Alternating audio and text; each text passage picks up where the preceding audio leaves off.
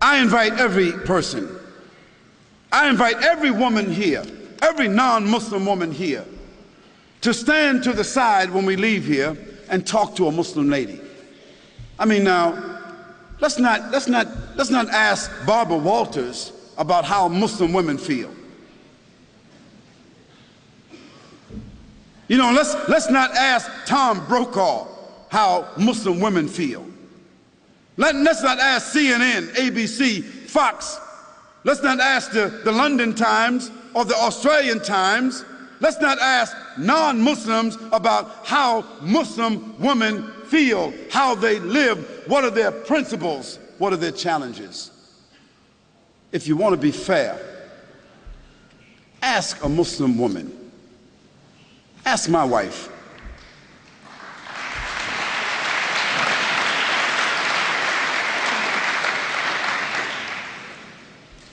Ask my mother. You see, ask a Muslim woman that knows her religion, who has a relationship with her Creator, who is stable in her society, understanding her responsibilities, her relationships. Ask her. And after that, I think you should be fair, that you don't need to ask someone else. But the problem is, no one really wants to ask Muslim women. We want to take pictures of women in Afghanistan, and pictures of women in Palestine, and pictures of women in Pakistan, and pictures of women over here, and we want to listen to what people say about female circumcision, as if Muslims got women, 1,000, 10, 30,000, 40,000 Muslim women all over the world is being circumcised. Some crazy Steven Spielberg stuff.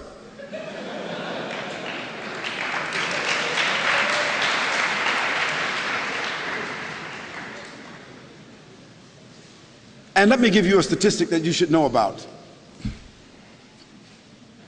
If you take a quota in this room right here, I'll tell you this. Most every Muslim woman in this room will be a college graduate, or is a college graduate, or is very intelligent and very much socially endowed. And within her family structure, we find that women control the wealth more so than men. Now, what does that say to you?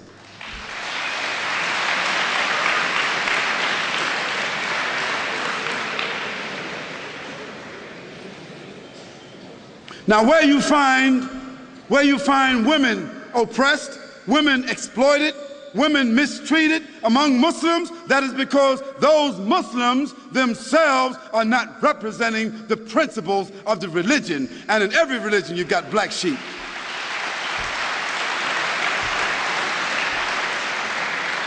But then again, you can't tell me that the 148,000 prostitutes that walk the streets in the UK, or the 76,000 prostitutes that walk the streets of Holland that have licenses to do so, you can't tell me that all these little young, naked little girls walking around Australia with no clothes on, you can't tell me that they represent liberation.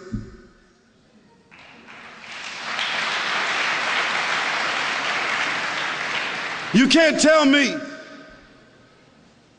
that the 2,350 abortions, murders that take place with these young women, you can't tell me that that represents sophistication. You can't tell me that that represents liberation. You can't tell me that a naked woman sitting on a chocolate bar, a naked woman selling everything, toothpaste, everything, you can't tell me that doesn't represent exploitation. So let's put things in context. Let's talk about things correctly, and let's be fair, and let's be objective. We can talk about that a little bit more if you want to. And let me give you one more statistic. One more. prostitution, venereal disease, abortion, and pedophilia. And this horrendous number of children being raped and kidnapped that exists in the Western world. It is almost unheard of in the Muslim world.